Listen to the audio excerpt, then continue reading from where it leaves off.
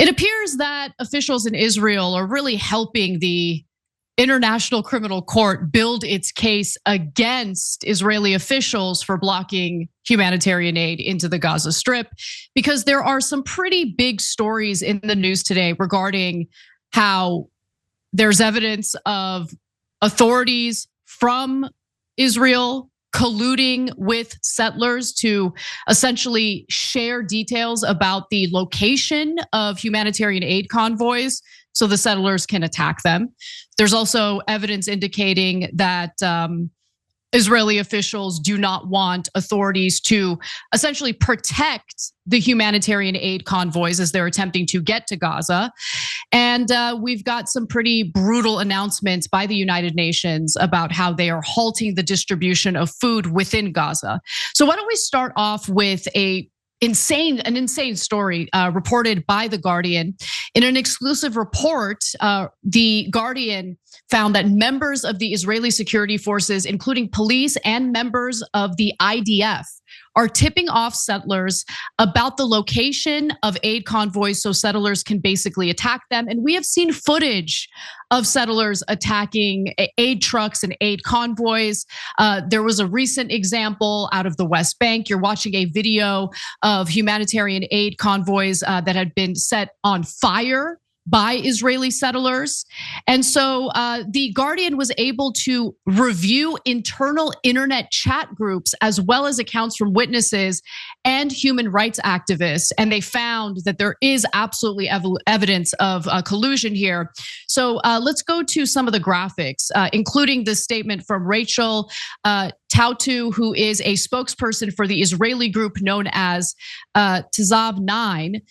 She said that the group had been blocking trucks as they made their way through Israel since January on the grounds that the aid they carried was hijacked by Hamas once it reached Gaza. Now, this is a talking point that is repeated by the United States, although there's been no evidence to prove that that's the case. We have seen endless videos of Palestinians desperately trying to get humanitarian aid from these convoys. That kind of footage exists. There's no indication that Hamas comes in, steals the aid, and then tries to sell it to Palestinians. Now, Rachel Tautu also says that when a policeman or soldier's mission is supposed to protect Israelis, and instead he is sent to protect humanitarian aid convoys, knowing it will end up in the hands of Hamas, we cannot blame them or civilians who notice the trucks passing by their towns for providing intel to groups trying to block that aid. Yes, some of our intel comes from individual members of Israeli forces, she said. And by the way, she also continues to say that Israel has been delivering the humanitarian aid without expecting anything in return. Okay, I'm gonna pause right there. What kind of statement is that? What kind of statement is that? What do you want powerless Palestinian civilians in Gaza to give you in return for life-saving humanitarian aid that has been effectively blocked by Israel? And now we're hearing word that you have security forces colluding with settlers in order to attack those aid convoys as they attempt to enter the Gaza Strip. Anyway, let me read the rest of it to you. And 80% of the population agrees with our stance. That's actually true, unfortunately. She continues, Hamas is reselling this aid to civilians, which is meant to be distributed for free. We will continue to block this humanitarian aid until they can prove that it is reaching the civilians. I mean, I think maybe there needs to be some evidence that Hamas is intercepting this humanitarian aid and that it's not getting to Palestinians. The main reason why the aid's not getting to Palestinians is because of Israel blocking the aid. And then they'll turn around, have some of their spokespeople go on national television and gaslight the American people into thinking that no, they're totally allowing aid to enter the Gaza Strip with no problems whatsoever. Obviously, that's not the case. Now, Ben-Gvir also wants authorities who are doing their jobs in protecting the aid trucks to essentially stop doing that. I'll give you the details on that element of the story in just a moment. But Cenk, really curious to hear what you think so far. I think anyone stopping humanitarian aid from reaching starving human beings is disgusting. I think they're the worst people on earth. And there is absolutely no excuse for it. So first of all, they say, oh, we shouldn't let any aid into starving babies and children because until the starving people can somehow prove that Hamas is not stealing it. How are they going to prove that? What proof would Israeli forces and maniacal Israeli settlers accept? They would accept no proof. They would just say, oh, you're Palestinians. We discount everything you say, you're all liars. That's why we're starving you in the first place, you deserved it. And by the way, if you ever dare accuse us of doing anything wrong, we'll say you're the hateful ones. Now go starve to death. Go starve to death because you're hateful, not me. No, those settlers doing that action right there and the Israeli forces helping them, the very, very worst people on earth. And so the second thing is, even if it were true, so let's say we're trying to get aid to starving Jews in concentration camps, and we find out that the Polish guards or whoever is stealing some of the food. Does that mean we shouldn't send them any food at all? Just let them starve? Well, I hear some portion of it is being stolen, so I don't want to help the people who are stealing it. So let's just let them starve to death in the concentration camps. I would hope to God that no decent human being would ever say that. But here we are having debates about whether we should let the Palestinians starve to death because of these monstrous settlers, IDF, that is actively starving them to death right now.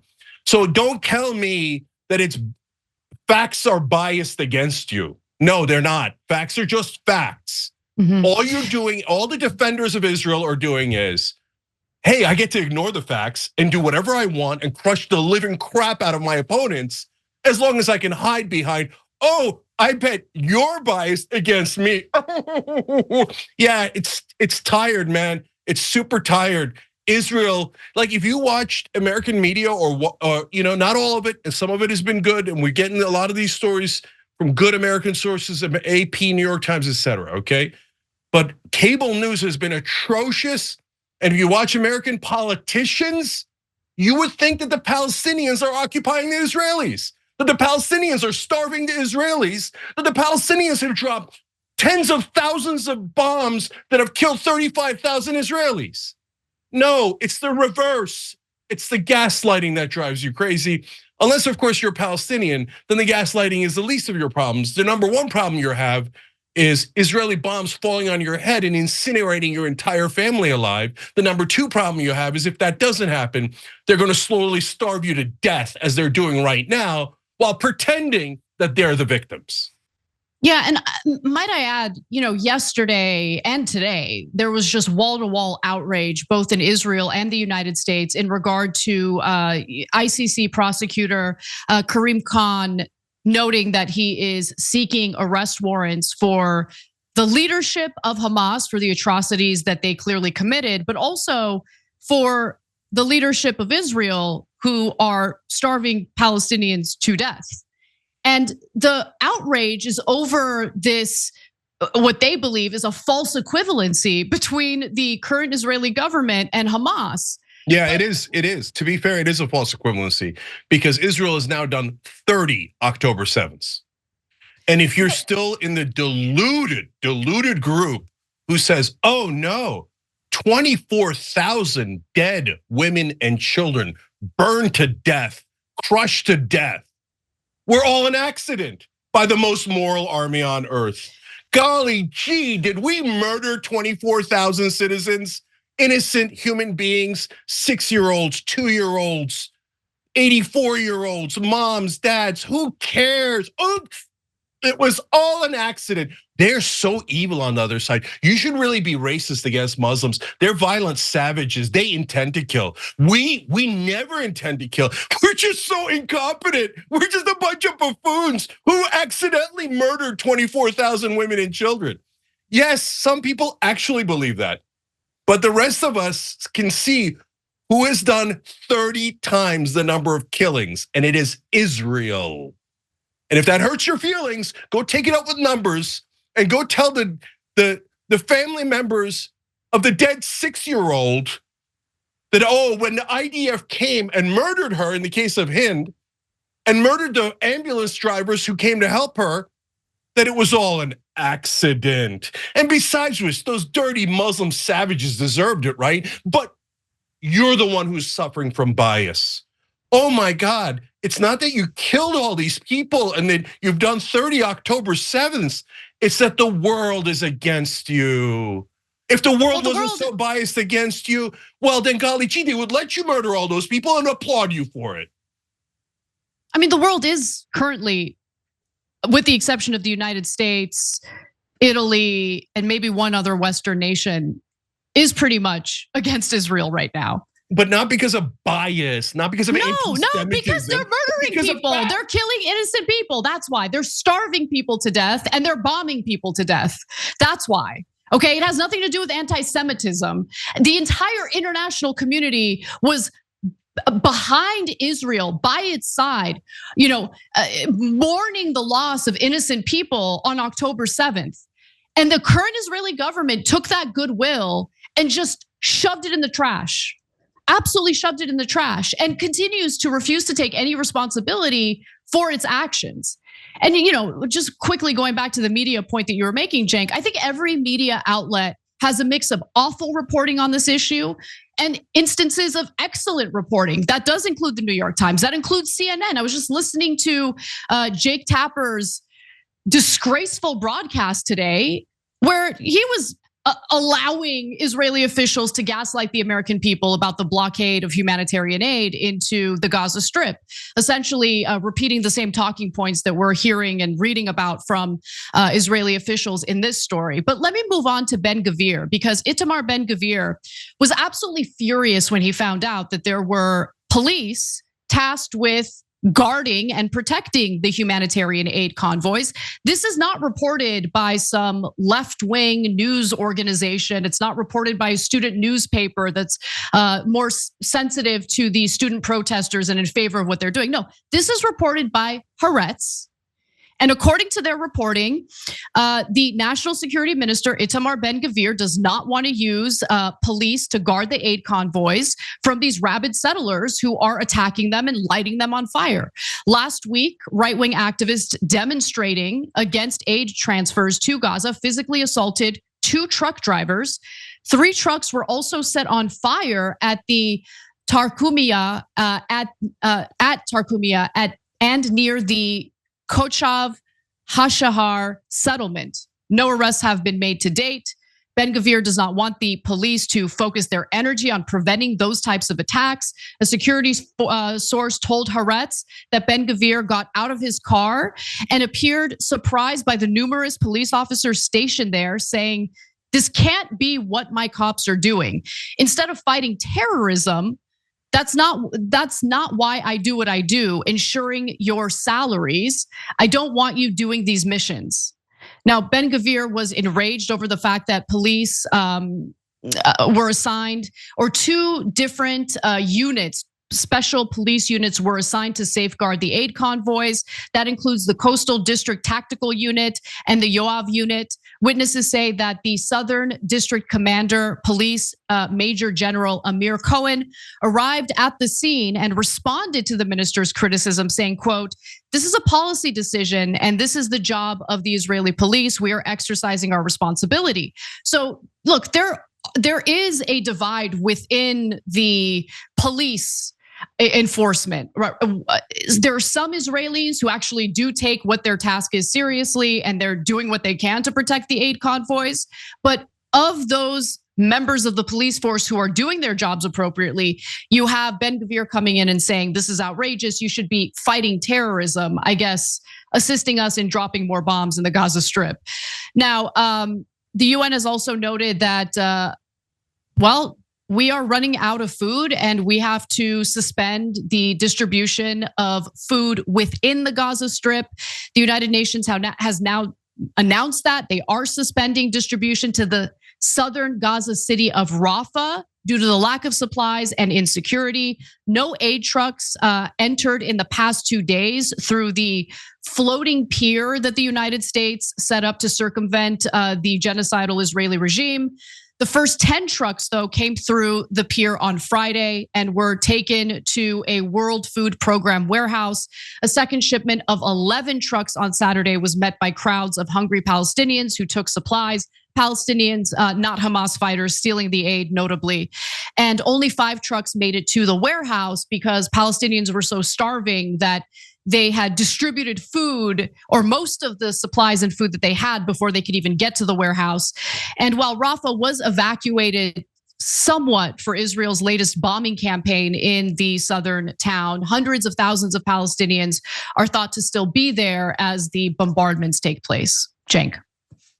Yeah, as always, we're going to be fair. Israel's not a monolith. The cops that are trying to protect their food convoy, thank you. That's great and the right thing to do. Ben-Gvir is literally convicted of supporting terrorism. He's literally said that Gaza should, the Palestinians should be pushed out of Gaza. That is a call for a very, very literal ethnic cleansing and genocide. He's a monster. He's one of the worst terrorists of my lifetime. So is Smotrich, who said that all Palestinians should be annihilated. That's not a call for genocide. That's a call for a Holocaust. That's a sitting Israeli cabinet member. The Israeli government is disgusting. Not all Israelis, not all Israeli governments, but this current right-wing government of Israel is monstrous. If you're hiding behind charges of anti-Semitism to protect these monsters, you're being deeply immoral. This is not a rhetorical game, guys. Those Palestinians are actually starving. And every bomb actually incinerates the people underneath the bomb. It lights little children on fire, burns them to death.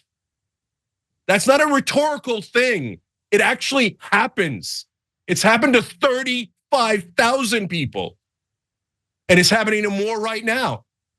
And so Israel told outrageous lies about UNRWA.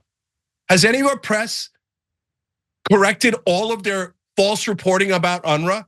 Now UNRWA, why are they have limited resources? They're out of money because we cut off their funding.